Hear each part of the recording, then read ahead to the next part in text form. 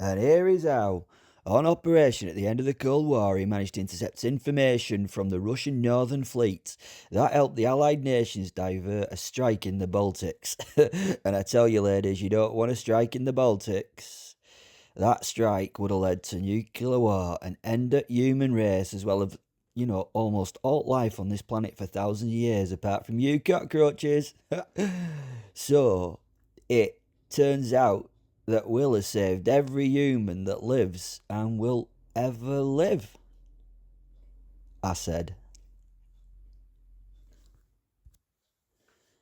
Will. I did what? Well, that's a surprise. I'm the saviour of man. I'd like to say it gave me a warm glow in the areas that give you warm glows, but it did not. Couldn't really give a fuck, to be honest.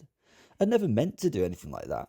Although I have to remind myself that if nuclear war had broken out, I would have lost my favourite thing to do. Like torturing and killing things that could really feel and contemplate it. It's my art, after all. Why would I rob myself of that? Thank fuck I saved the human race. What would I do for fun if those fuckers weren't around? Anyway, what happens now at this game show thing? I had another look around. I noticed that Fen was not by me. Where was he? Oh, there he was, sitting in the front room. Sitting in the front row. That was a nice touch. They'd given him a lovely big beanbag from which to sit and watch the show. Only was chewing on something that kept screaming and crying and trying to crawl off. They'd given him a chew toy. Or perhaps not. Maybe it was just some unlucky member of the audience that was bite-sized for the wolf's soul. I laughed. I laughed at the thought. Perfect. Will. I noticed the professor looking at me while I watched Fen chew his toy. He was not looking in, let's say, fine fettle. He was looking like he wanted me to disappear and die. Anyway, I suddenly felt Fen's disappointment. He'd burst his toy and it was still and bloody. Of course I was amused. Of course I was, and then I turned back to the professor and our eyes met. Oh God. He turned away from me. Ah well. Bosworth. So it turns out, against all ideas that I had, that Wolfman was saved more souls. Bosworth. So it turned out, against all the ideas that I had, that Wolfman had saved more souls. He'd saved more souls. It took a while for audience to settle at this news, and Noel did the professional bit where he sort of marshalled them back into quiet focus. Studio went dark again. Only Noel's glowing eyes could be seen. They were like two pits of angry flame in dark, a little bit hypnotising to say at least. That spotlight opened on his visage. He turned to now revealed sludge demon Graskell. Graskell was looking as terrified as a pile of poo can. He shivered. I guess he shivered in fear. I felt right sorry for the little chap. Noel lifted Mike to his mouth, a mouth that was somewhere between human and beast style. He was enjoying this, and it had become evident that he had not all of his focus on keeping his Noel Edmonds form in form. Brief flashes of fire and darkness showed across his fine image. Noel said. His voice took on a beast-style tinge as he continued.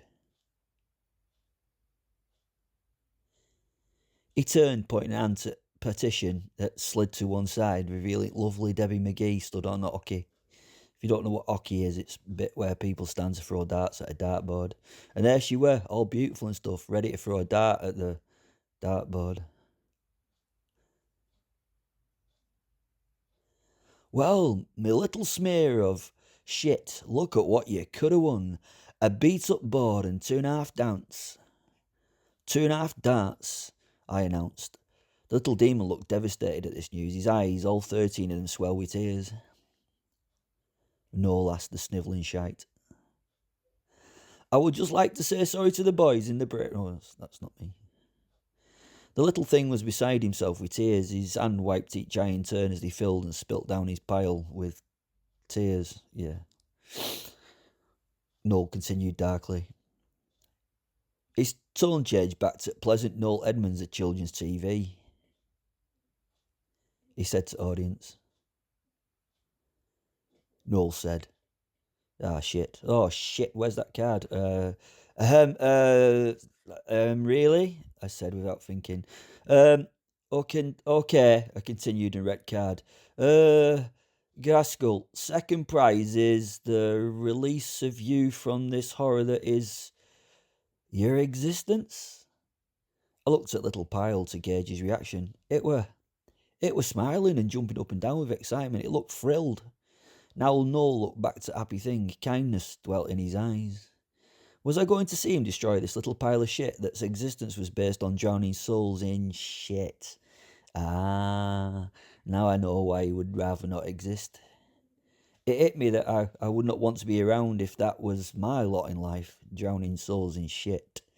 Maybe demons can't kill or destroy themselves, is it? I don't know. So, wow, this was a grand prize, really.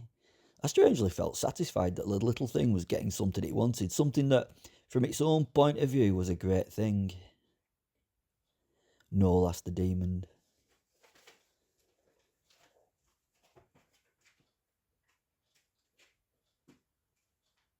Replied the ecstatic entity. He said, turning to audience. Fire sprung from his fingertips. He directed them at little creature. Flames ripped into it, tearing it asunder. Horrific, suffocating smoke floated towards the ceiling, and when what was left of Graskell was just ashes. Said Noel to audience in quite a conspirational tone. He repeated in a moment of personal thought. Crowd went fucking manic.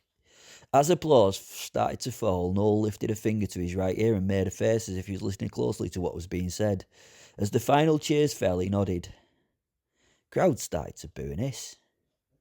Noel's eyes flashed with fire. Instant silence. He told crowd, knowing they were terrified of what they saw. Lucifer, dressed as finely as anyone with that true dark beauty could, appeared on stage floor, a long red dress against the palest of milk-like skin. Dark hair was lifted and piled in a magnificent pile on her head. Her eyes were amber and flashed at random. The crowd was in rapture. Laugh out loud, as you young people say, rapture. Garrett, Christian... Never mind. She walked at stage and Noel rushed to meet her where he offered her hand. She reached for his, and he bent with a bow and kissed her on the back of the hand while holding her eyes. He then turned and helped her climb stairs to stage. Once there, they turned to audience, where voluminous, lots of clapping and cheering broke out. Folk in crowd knew better than not clapping and cheering for her. If they did not, it would be like not doing so for Kim Jong-un in North Korea. Apart from, you'd eventually die there, while here it'd be forever torture. This time, Succubi with the whips had to be brought to stop the audience exuberance. And from left, Paul Daniels and the lovely Debbie McGee wandered on, arms in arms. It was lovely.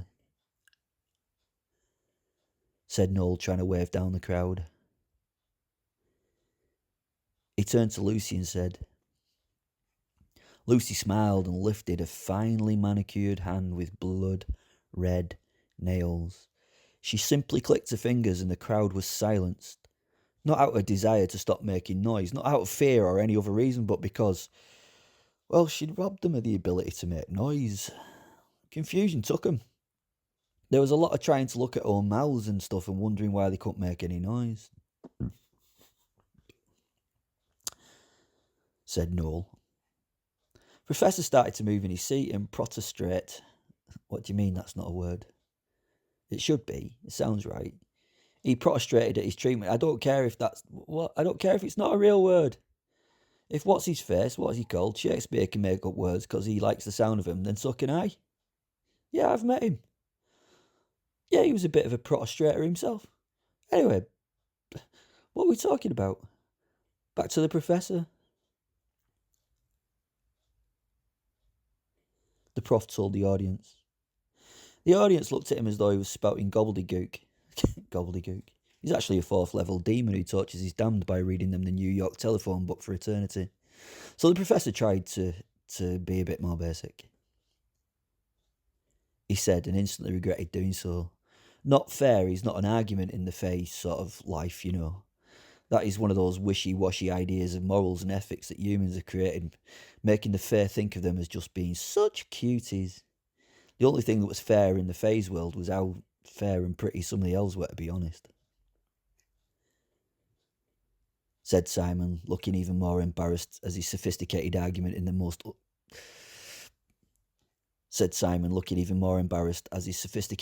was brought down in the most unsophisticated place. After the audience had stopped laughing at the poor man, he sat hunched and angry in his seat, his chin propped on his hand, his hand propped on arm of his throne, and then a voice came from last expected place. The wolf, Will, had piped up. He has an excellent point, to be honest. All interest swung to Will. Noel and Satan looked at him. Was he actually trying to support Professor? Professor picked his chin from his hand and observed the wolf on opposite throne. A face of confusion was being exhibited across the silver fox's visage. The focus at crowd were now being on Will. Noel moved over to him with a smile. Hey, it was a right vicious smile, said Noel to crowd. Asked Noel, pointed at Simon in his chair. Yeah, said Wolf, a little hesitantly. A creature in crowd laughed and was swiftly beaten into silence by others around him. Yeah, he's right, Wolf said a little shiftily. While I was watching, I thought he was going to somehow take the piss out of the man on opposite throne. I imagined that he was going to say something sarcastic about him, moaning about fairness. I think we all did. We were going to watch and hear the wolf take the piss. This would be right funny. Well, I've got to be honest. I've never gone out of my way to save anyone, really. I mean, if I saved all those people, then it was not by my choice. It may have been my hand, but not my choice to save them. I had no idea that when I did that job, that it was so important. I probably would have fucked it up on purpose for a laugh if I'd have known it was that important. It was just fun for me. I got to do a lot of sneaky peeky stuff, and I got to kill people and murder and create mayhem and chaos, and it was wonderful. I did a lot of that day. It was great. He winked at crowd who murmured their points. As for saving lives on purpose, for me that's nonsense. I love killing everything I can. My only consideration is whether I can get away with it, to be honest. I've even killed those who thought they were the closest to me because their existence... As for living